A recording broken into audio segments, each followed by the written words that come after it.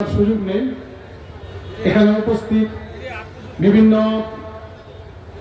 Word থেকে আগত নেতৃবৃন্দ, মঞ্চের সামনে উপস্থিত বিএনপির শক্তি, বিএনপির প্রাণ কর্মী ভাইরা, আসসালামু আলাইকুম। আসলে বক্তব্য না দিলে কিছু নয়। 1907 সেই আমাদের যে আজকের এই 47তম প্রতিষ্ঠা বার্ষিকী, আমাদের যে নেতা, যারা আমাদের সামনে রাজনীতি করি, শহীদ প্রেসিডেন্ট জিয়াউর রহমান বিএনপি প্রতিষ্ঠা করেছিলেন 1978 সালে। হাঁটি হাঁটি পা করে আজকে বিভিন্ন চড়াই উত্তাই পার হয়ে বিএনপি আজও পর্যন্ত বাংলাদেশের সর্ববৃহৎ সংগঠন হিসাবে বর্তমানে আমরা আছি। আমাদের এই দলের প্রতি অনেক অন্যায়, অত্যাচার, নির্যাতন হয়েছে, আপনারা জানেন। আমাদের আপসী নেত্রী, দেশনেত্রী বেগম খালেদা জিয়ার বলিষ্ঠ নেতৃত্বে এবং আমাদের ভারপ্রাপ্ত চেয়ারম্যান তারেক রহমানের বলিষ্ঠ নেতৃত্বে তৃণমূলের যে বিএনপির কর্মীরা আছে, সে কর্মী ঐক্যবদ্ধ ছিল বিরাই আমাদের দলকে আজ পর্যন্ত তারা ধ্বংস করতে পারে নাই।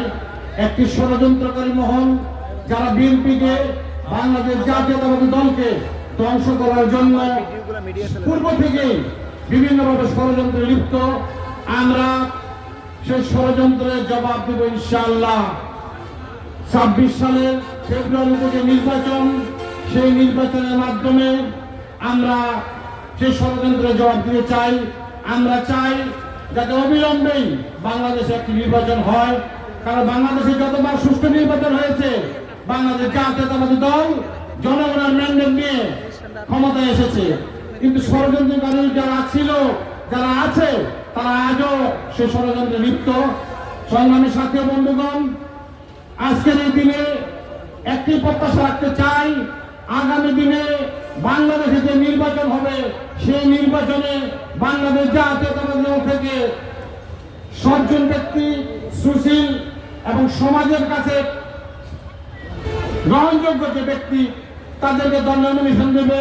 সেই হিসাবে অধ্যাপক মামুন ভাই নারায়ণগঞ্জের মাটিতে একজন সজ্জন ব্যক্তি হিসাবে প্রতিষ্ঠিত। আমরা তার নেতৃত্বে পূর্ব ছিলাম, এখন আছি, ভবিষ্যতে ইনশাআল্লাহ মামুন ভাইয়ের নেতৃত্বে থাকবো। সকলকে ঐক্যবদ্ধ থেকে যে বিদেশি এবং দেশীয় যে কুচক্রী মহলের যে ষড়যন্ত্র, সেই ষড়যন্ত্রের দাগ ভাঙা জবাব দেওয়ার জন্য সকলকে আহ্বান জানিয়ে, সকলকে ঐক্যবদ্ধ থাকার আহ্বান জানিয়ে, এবং আগামী দিনে ধানের শীষ প্রতীকে আমরা ভোট দিয়ে ধানের শীষ প্রতীককে নির্বাচিত করবো, সেই আশা ব্যক্ত করে সকলকে ধন্যবাদ জানিয়ে বিদায় নিচ্ছি। খুদা হাফেজ। বাংলাদেশ জিন্দাবাদ। বাংলাদেশ জাতীয়তাবাদী দল জিন্দাবাদ। আসসালামু আলাইকুম।